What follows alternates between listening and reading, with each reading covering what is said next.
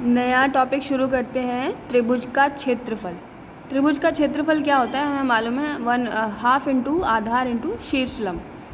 इसको अगर निर्देशांक ज्यामिति में देखा जाए तो इसका फॉर्मूला है 1/2 into x1 into y2 minus y3 plus x2 into y3 minus y1 plus x3 into y1 minus y2।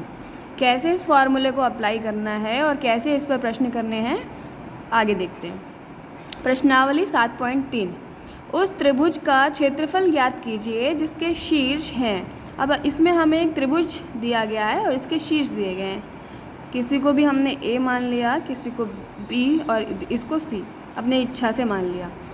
ए के बिंदु 2,3 हैं, बी के -1,0 और सी के निर्देशांक 2,-4। तो इसमें ए बी सी 3 हमें शीर्ष मिल गए एक त्रिभुज के। अब हमें इस त्रिभुज का क्षेत्रफल ज्ञात करना है। अभी हमने ऊपर फॉर्मूला देखा, 1/2 into x1 y2 minus y3 plus x2 y3 minus y1 plus x3 y1 minus y2। इस फार्मूले से हम इसका क्षेत्रफल बहुत ईजिली निकाल सकते हैं। तो हमें जो 3 बिंदु दिए गए हैं ए बी सी, इसमें से हमने एक को x1 y1 मान लिया, दूसरे को x2 y2 और तीसरे को x3 y3 और फॉर्मूले में वैल्यू लगा दी। x1 है 2 और ये देखिए ऊपर y2 है 0, y3 है -4, इसी तरह x2 है -1 इंटू y3 है -4 और y1 है 3 इंटू x3 है 2 और ये y1 है 3 और y2 है 0। सभी वैल्यूज़ फार्मूले में रख दी हैं। इसको सॉल्व कर लेंगे। 0 माइनस -4 ये हो गया +4, -1 इंटू -4 इंटू -3 हो गया -7, 3 माइनस 0 हो गया 3। इनको गुणा कर देंगे। 2 इंटू 4 8, -1 इंटू -7 7 और 2 इंटू 3 6। ऐड कर दिया, 14 प्लस 7 21 आया। 21 इंटू 1/2 10.5 स्क्वायर यूनिट, वर्ग इकाई। ये आ गया हमारा त्रिभुज का क्षेत्रफल। अगला क्वेश्चन बिल्कुल ऐसे ही, किसी भी त्रिभुज के 3 निर्देशांक दिए गए हैं। इसमें से हम एक को x1 y1 मान लेंगे, दूसरे को x2 y2, तीसरे को x3 y3 और फॉर्मूले में रख देंगे। ये होमवर्क है, ये आपको अपने आप करना है। अगला क्वेश्चन, निम्नलिखित में से प्रत्येक में k का मान ज्ञात करिए ताकि तीनों बिंदु सरेखी हों। हमें क्या दिया गया है, 3 बिंदु दिए गए हैं और ये कैसे दिए गए हैं, सरेखी। सरेखी का मतलब जो एक ही रेखा में आते हो, जैसे कि ये ए बी सी, ये कोई भी 3 बिंदु हैं जो सरेखी हैं, यानी एक ही रेखा में आ रहे हैं।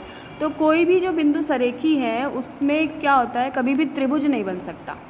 सरेखी बिंदु कभी भी त्रिभुज नहीं बना सकते। तो इसमें हम क्या लिखेंगे कि सरेखी बिंदुओं के लिए त्रिभुज का क्षेत्रफल बराबर 0। जब त्रिभुज बनेगा ही नहीं तो उसका क्षेत्रफल क्या होगा, 0 होगा।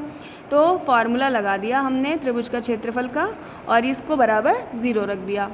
इन तीनों में हमने एक को x1 y1 मान लिया, दूसरे को x2 y2, तीसरे को x3 y3 और फार्मूले में सभी के मान एक एक करके रख दिए। फार्मूले में मान रखा तो हमें ये इक्वेशन मिलेगी, 1/2 into 7 1 minus k plus 5 k plus 2 plus 3 minus 2 minus 1 is equal to 0। इसको सॉल्व करने पर ध्यान से सॉल्व करेंगे, प्लस माइनस में बहुत गलती होती है। सॉल्व करने पर हमें ये इक्वेशन मिली, 17 minus 2k minus 9 is equal to 0। इसको सॉल्व किया आगे तो k बराबर 4 आंसर आ गया। ऐसे ही अगला क्वेश्चन है, इसमें भी k का मान निकालना है। 8,1 k -4 2, -5। सेम वही है, सरेखी बिंदु है तो त्रिभुज का क्षेत्रफल 0 ले लेंगे। एक को x1 y1, दूसरे को x2 y2, तीसरे को x3 y3 मानकर फॉर्मूले में रख दिया और सॉल्व करने पर हमें k का मान ये प्राप्त हो गया 3। ठीक है। अगला क्वेश्चन है, शीर्ष 0, -1 2,1 और 0,3 वाले त्रिभुज की भुजाओं के मध्य बिंदुओं से बनने वाले त्रिभुज का क्षेत्रफल ज्ञात कीजिए। इस क्षेत्रफल का दिए हुए त्रिभुज के क्षेत्रफल के साथ अनुपात ज्ञात कीजिए। हमें एक त्रिभुज दिया गया है ए बी सी, इसके निर्देशांक दिए गए हैं, ए के 0,1, बी के 2,1 और सी के 0,3। अब इन त्रिभुज की भुजाओं के मध्य बिंदुओं से, ये जो त्रिभुज हैं इनके मध्य बिंदु से ये और ये इसका मध्य बिंदु हो गया, ए बी का डी और ए सी का एफ और बी सी का ई। इनके मध्य बिंदुओं को जब हम जोड़ेंगे तो यहाँ पर एक और त्रिभुज बन रहा है, दिख रहा है ये वाला छोटा वाला। तो हमें इस त्रिभुज का क्षेत्रफल ज्ञात करना है, प्लस ये जो बड़ा वाला त्रिभुज है, इस त्रिभुज और इस वाले त्रिभुज के क्षेत्रफल के बीच में अनुपात ज्ञात करना है। सबसे पहले हम क्या करेंगे, ये डी ई एफ जो है इनके निर्देशांक ज्ञात करेंगे। इनके निर्देशांक हम कौन से फार्मूले से ज्ञात करेंगे, सेक्शन फार्मूला, विभाजन सूत्र से। ए और बी हमें एक रेखाखंड मालूम है और डी उसका मध्य बिंदु है, तो इसमें मध्य बिंदु का फार्मूला लगा के हम डी के निर्देशांक ज्ञात कर लेंगे। उसी प्रकार ई के और एफ के, तीनों के निर्देशांक मिल जाएंगे। उसके बाद हम इस त्रिभुज का क्षेत्रफल निकाल लेंगे। देखिए डी के निर्देशांक ये आ गए, ई के निर्देशांक ये और एफ के ये, और डी ई एफ का क्षेत्रफल निकल आएगा फॉर्मूले में रख के। इसको सॉल्व करने पर ये निकल आया। अब हमें दोनों का अनुपात भी ज्ञात करना है, तो त्रिभुज ए बी सी का भी हमने निकाल लिया क्षेत्रफल, 4 आ गया। तो डी ई एफ और ए बी सी का रेशियो जब हमने निकाला तो 1:4 आया। ठीक है, ऐसे ही अगला क्वेश्चन, उस चतुर्भुज का क्षेत्रफल ज्ञात कीजिए जिसके शीर्ष इसी क्रम में हैं।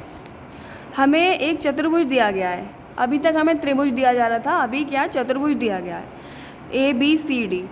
हम देख रहे हैं कि ये वाला जो अगर इसको यहाँ से ज्वाइन कर दें, ए और सी को ज्वाइन कर दें, तो हम क्या देख रहे हैं कि ये चतुर्भुज दो त्रिभुजों से मिलके बन रहा है। ये एक त्रिभुज हो गया ए सी डी और दूसरा ए बी सी। तो ये वाला जो चतुर्भुज है दोनों त्रिभुजों को मिला के बन रहा है।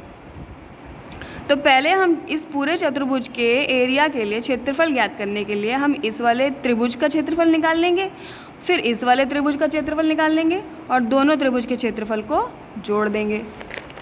तो चतुर्भुज ए बी सी डी का क्षेत्रफल जो होगा, त्रिभुज ए बी सी का क्षेत्रफल प्लस ए सी डी का क्षेत्रफल।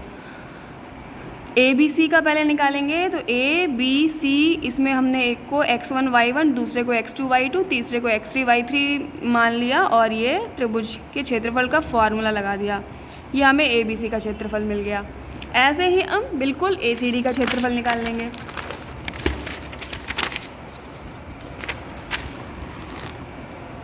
ये देखिए ए डी सी का भी क्षेत्रफल निकाल लिया फॉर्मूले में रख के सभी के मान, और ये 35/2 वर्ग इकाई आ गया। तो चतुर्भुज का क्षेत्रफल जब निकालेंगे दोनों को जोड़ दिया, 21/2 प्लस 35/2 बराबर 28 वर्ग इकाई। ठीक है, अगला क्वेश्चन, कक्षा 9 में आपने पढ़ा है कि किसी त्रिभुज की एक मध्यिका उसे बराबर क्षेत्रफल वाले दो त्रिभुजों में विभाजित करती है। उस त्रिभुज ए बी सी के लिए इस परिणाम का सत्यापन कीजिए।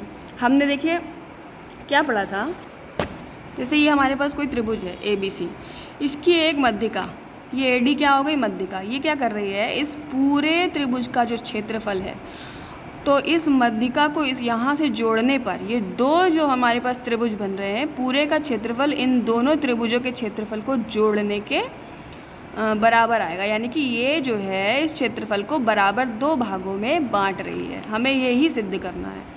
ऐसे ही हर मध्यिका के लिए, सी एफ के लिए भी, बी ई के लिए भी, हम एक के लिए सिद्ध कर देंगे और उसी प्रकार लिख देंगे कि बाकी दोनों मध्यिका भी इस त्रिभुज को दो बराबर त्रिभुज वाले क्षेत्रफल वाले त्रिभुजों में बांट रही है।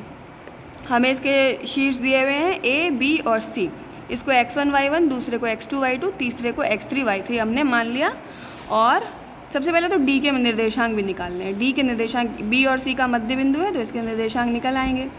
और त्रिभुज के क्षेत्रफल का फॉर्मूला रख दिया, हाफ इंटू क्या फार्मूला है, x1 y2 minus y3 plus x2 y3 minus y1 plus x1 y1 minus y2 रख दिया। और ये आ गया ए बी डी का क्षेत्रफल 3 वर्ग इकाई। इसी प्रकार ए डी सी का निकाल लिया। ये देखिए ए बी डी, ये फिगर में देखेंगे ए बी डी, इसका निकाल लिया इस वाले का। अब दूसरे का निकाल लेंगे ए डी सी, इस वाले का ए डी सी का इतना आ गया। यानी कि इसका क्षेत्रफल बराबर इसके क्षेत्रफल के है। यानी कि ये जो हमने पढ़ा था कि जो माध्यिका है वो दो बराबर क्षेत्रफल वाले त्रिभुजों में विभाजित करती है, ये बिल्कुल सही है। हमारा परिणाम सत्यापित है। अच्छा, एक चीज़ ये जो आ रही है, ये जो माइनस का साइन आ रहा है, तो किसी भी त्रिभुज का क्षेत्रफल माइनस में नहीं हो सकता, है ना, हमेशा पॉजिटिव ही होगा। तो इसको हम निगलेक्ट कर देते हैं, यहाँ जो माइनस का साइन आता है इसको हम इग्नोर कर देते हैं, इसको हम पॉजिटिव ही लेते हैं, ठीक है।